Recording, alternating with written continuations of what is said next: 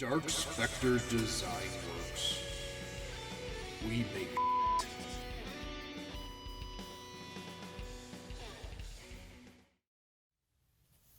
Howdy, folks. Today we're going to be doing something a little bit different. We're going to be taking a look at the Toybiz Lord of the Rings Fell Beast. This is from the 2000s. Really cool toy line that they put out. Similar to, for the time, Marvel Legends were pretty cool. Really innovative articulation and design and value, etc. Lord of the Rings line was pretty fun. There were a ton of characters and creatures and beasts and all that stuff. This is one that kind of got away from me. I wasn't like super hardcore into the line, but I did have a good amount. And for whatever reason, I just never came across this guy and was not able to grab him when it was first released. And I was at my awesome local collectible shop, Crush Collectibles, and someone had just brought him in for a trade deal, and I hemmed and hawed about it, and he had a really good price on it, but I'm like, it's not really in scale with the current Diamond Select line, and it's actually kind of small even for the Toybiz line, and I was like, I really don't know what I'm going to do with it, I'll pass, and then regretted it, and ended up going back about a week later, and he was still there. Actually, somebody was going to buy him who was there before me, and decided not to, so I'm like, you know what, let's snag him. Don't know what I'm going to do with him, but at least I got him now. So let's take a closer look at him. This thing is huge, so it's going to be kind of difficult. I will do my best to film him as well as I possibly can. There's his creepy little head.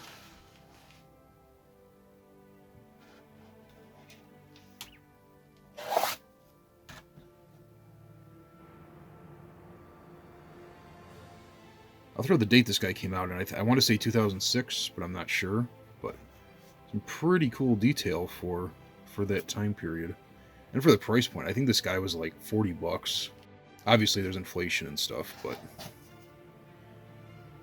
even back then, I mean, something like this just wouldn't come out today. And if it did, it would be something in the vein of a HasLab, which it would probably be $300, $400, $500. So the fact that they had the balls to put something like this out at retail is pretty cool. These creepy little feet.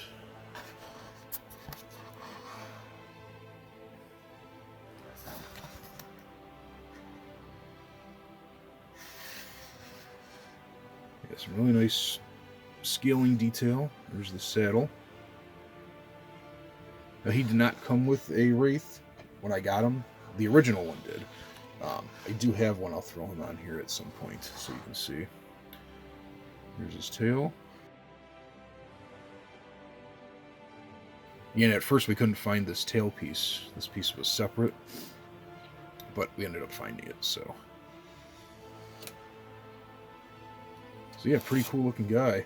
He is articulated. Whoops. His neck can move around. It's on a ball joint in there. And then his head, focus, is also on a ball joint. Now, one thing this line did that kind of sucks is a lot of their parts had the rubbery plastic. And it's not great today, and it certainly wasn't great then. But fortunately, he hasn't deteriorated. The same guy who brought this in also brought in some of the horses, and some of those were... The plastic was still intact, or the rubbery plastic was still intact, but it was like UV damaged or yellowed, so... But yeah, he's got an opening jaw.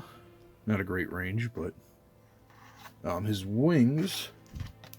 These were pretty frozen when I got them. But they go up. Oops. Sorry I keep bumping the camera. This thing is just very, very awkward.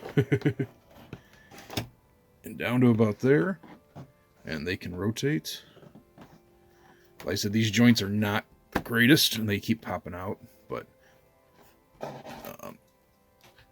he's also got an articulation point on his wings as well. this out of the way.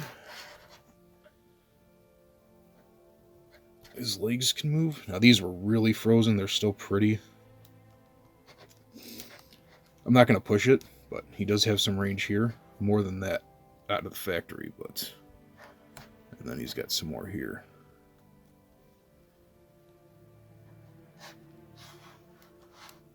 And then his tail is also on a ball joint.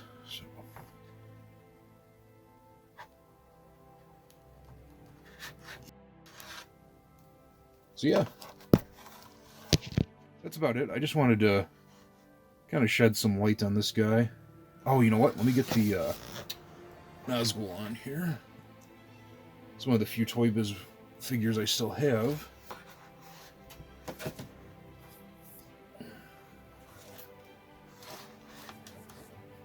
Sorry, he's dusty, and I don't really feel like cleaning him, because I ain't got time for that.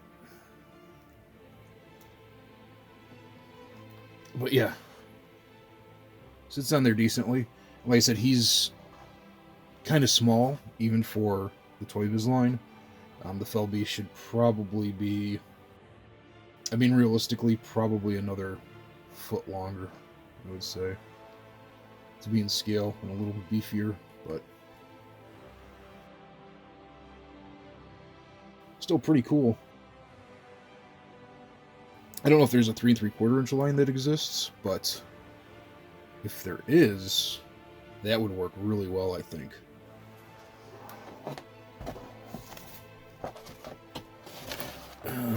Let's try and get a measurement here. Not really going to be able to see the whole thing, unfortunately. I apologize. But with the wings spread out, he is about, yeah, right at 33 inches wide.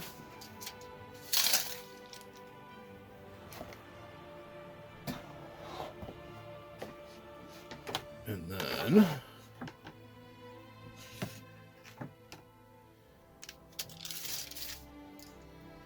to the tip of his tail, as you can see, about 26. So he's huge. Like